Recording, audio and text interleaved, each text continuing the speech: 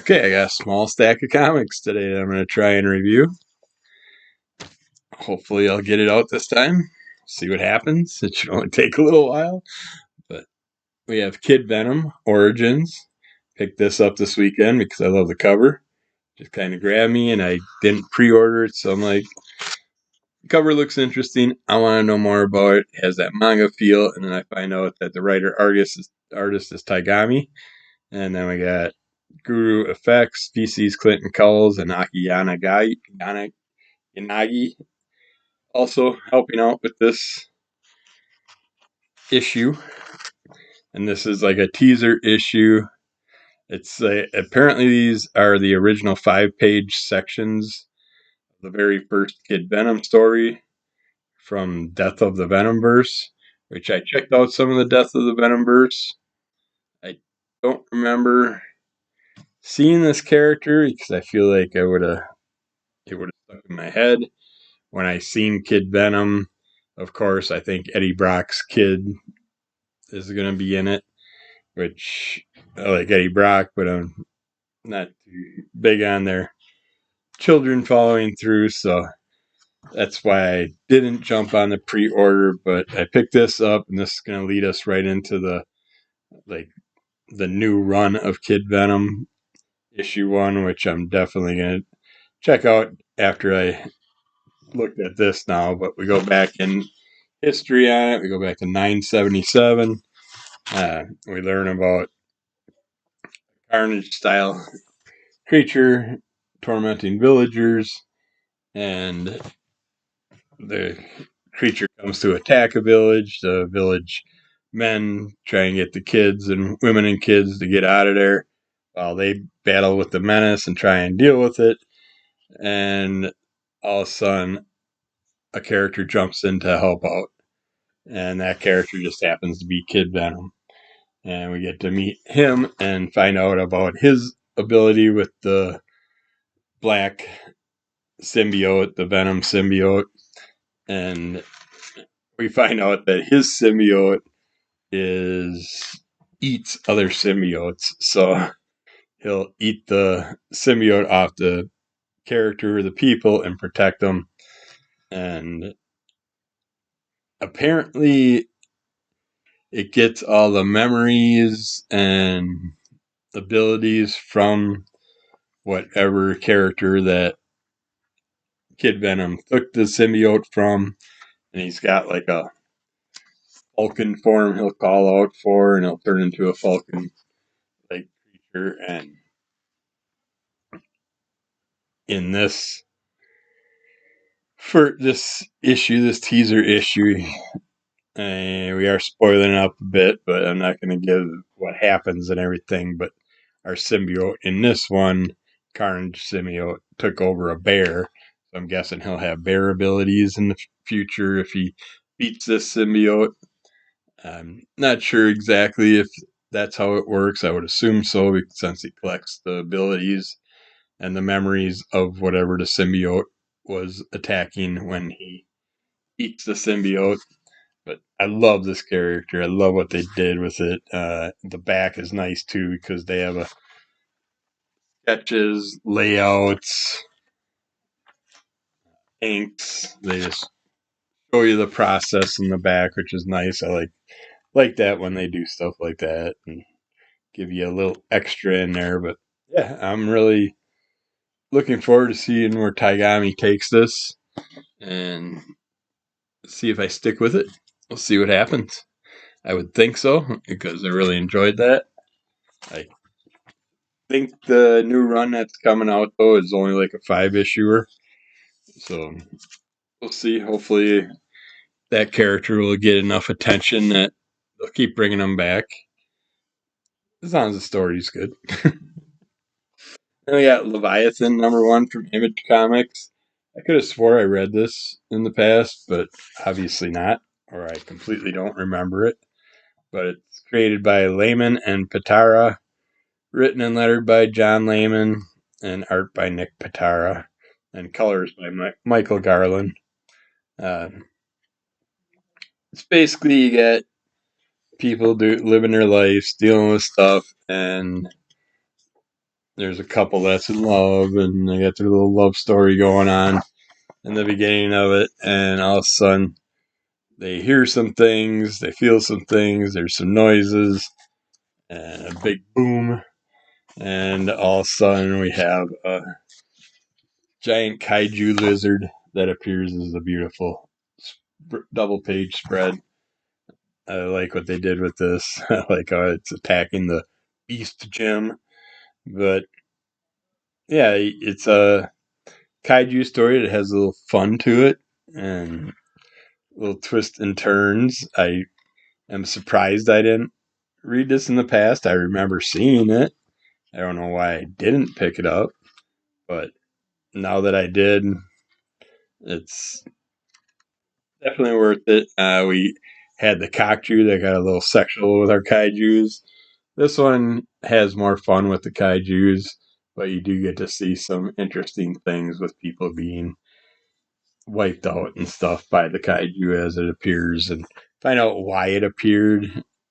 I don't want to give all that stuff away. There's interesting little twists and turns with that, but that was very enjoyable. I picked up this Motormouth issue, Kill Power versus the Punisher. I seen the Punisher on the cover, and by the title not having no numerics behind it, it's got Showdown at Shield UK. This is a Marvel UK comic,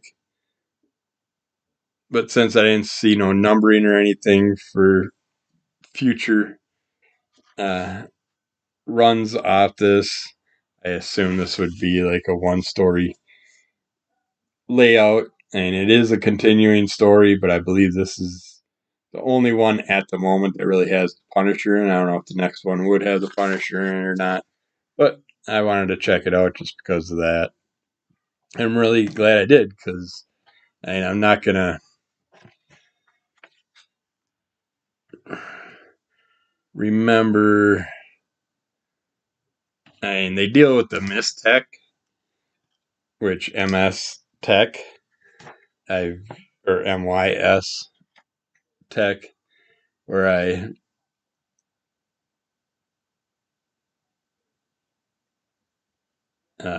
I've read some Mys comics in the past and reviewed them. I don't remember anything of them, but in this one we have Harley Davis. She's got certain special powers. She's got something with them. They talk about moped units in here, which is mind operated personal dematerialization units, and they're trying to get her to do some certain entity is using her to go through like a time space transformation to an area that they need her to go and collect something or get something for her, but yet it feels like they're trying to kill her off. But she's got these interesting abilities with her boots and stuff, and how she kind of has luck on her side. But we deal with Nick Fury and Shield in here. We deal with this other entity that kind of like hooked her up and wanted her to do stuff for them, but yet I think they're kind of against her and trying to kill her off or something or get rid of her because she's got some ability that's going to affect them in the future, maybe. But yeah, they mess with her that way. Don't really find out why in this issue why they did what they did, but we do find out other things in here. Not knowing, and the way it plays out, it kind of seems like the Punisher is not going to be in the following issues, but if I do come across them, I'm definitely going to check it out just to see where it goes. Red Hood Arsenal. Number 5, I think this was part of a lot of these are part of the 10, or what is it, $10 for 20 comics. So it was the 50 cent a per comic pack, and a lot of these were ones that you couldn't see because they're mystery packs. You get to see the 2 outside comics, and then you don't get to see the rest. But for 50 cents a comic, you can't go wrong. And I've been wanting to check out some more Red Hood stuff to see if I kind of wanted to get into the character, but it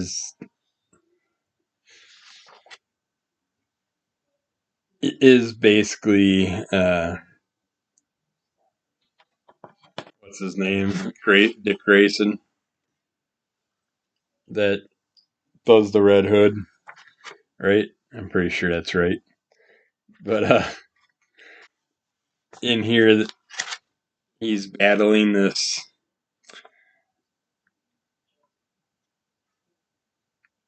I can't remember the names on these characters.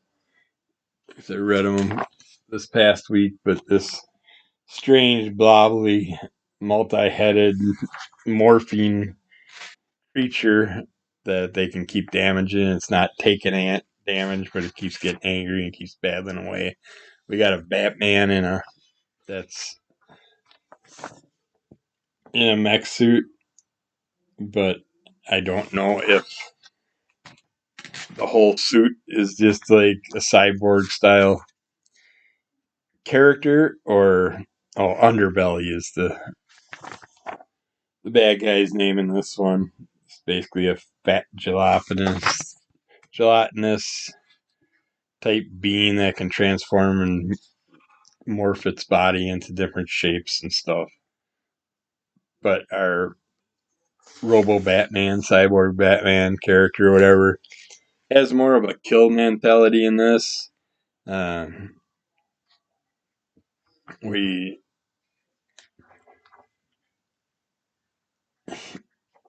I don't care for him. I don't know where this Batman's going. I don't care for a lot of people in this storyline. It just didn't have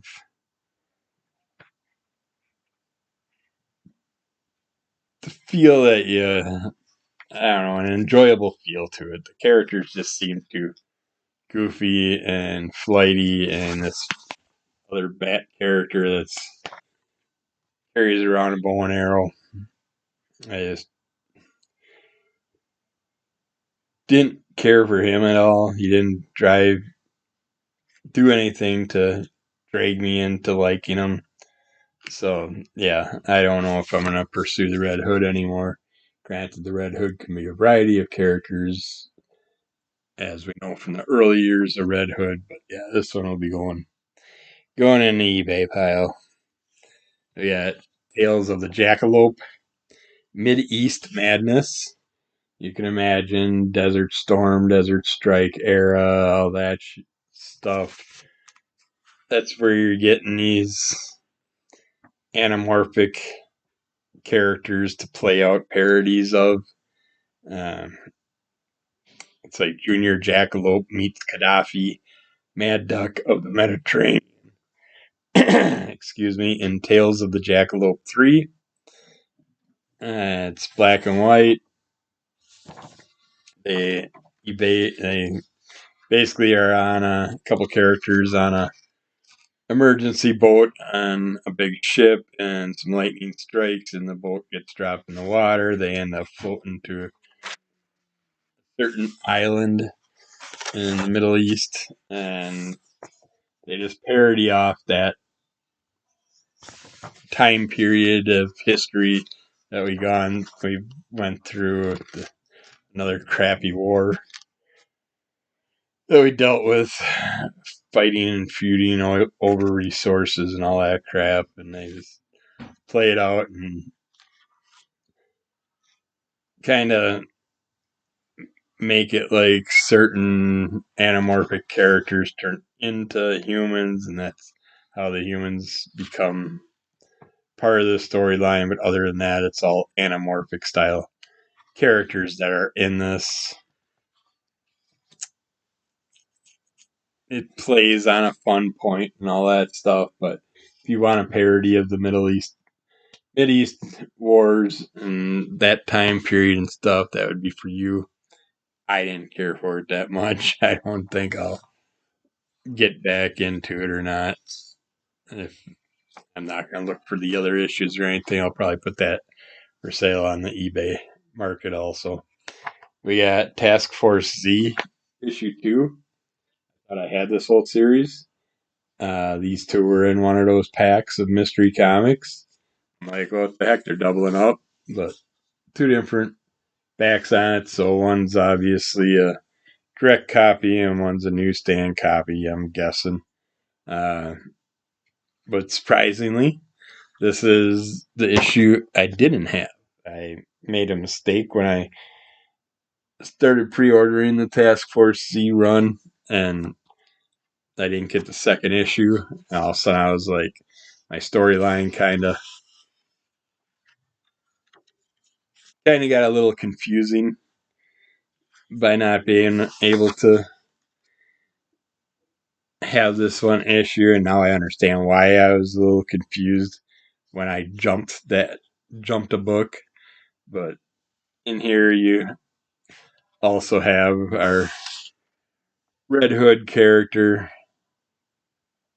Oh, I should also mention in that last Red Hood book, Batman is dead. He's not known to be around, but we do find some clues about him in that book, and it might uh, bring us some answers about what happened to him in the near future. But yeah, which no, I said Dick Grayson. Sorry about that. Jason Todd is what I meant for the Red Hood. But in here, all our characters are basically zombified, have some issues going on, and Dick's basically, or I don't know why I have Dick Grayson stuck in the head, but uh, Jason Todd is basically the Red Hood. I'll just call him the Red Hood. It's easier. He's running the crew for the entities that are having him deal with the bad guys. They're also have this Lazarus serum that they every time they come back, as long as they have the head of the character, they can revive them with all this Lazarus serum that they have. And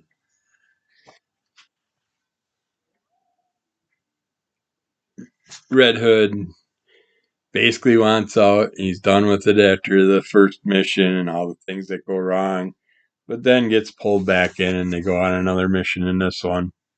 And we keep finding out more about this Bloom character, this alien of the group, has this little flower growing out of his head. He's kind of like every time they deal with issues, he keeps wandering off. And in the long run, he's going to probably turn on everybody, and because he just cares about himself, no one else. But yeah, the good battle throughout this one. Definitely gave me some answers that I was missing, but I need to reread the whole run just to get caught up. We got Tokyo Storm Warning by Warren Ellis. This was in one of the mystery packs. Figured check it out, see what it's all about. And we go back to 1945. We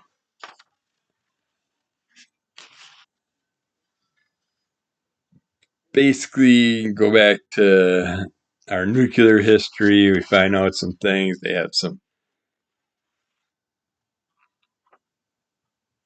touchy little moments in here that from that period of time. Basically, the stack likes to jump through the war eras, but then we advance to 2003 Tokyo to see what's going on and what it's like now. And our character just, she's sent there to work with a group of the what's it called, Robotech,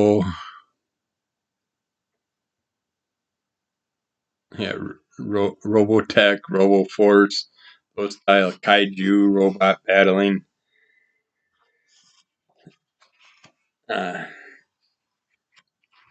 Type of organizations. It's like basically in Tokyo they have these hidden kaiju size robots that are all ready to go, and the country has no knowledge of it, and they're just basically ready to go if something would happen. And that's what happens on this day. She shows up. She has some training in those type of VR style training or whatever, but never ran the robots yet. But they have an emergency they have to deal with because a kaiju shows up, and she gets put into one of the three mech units, mech units, more more accurate. But I liked where it went.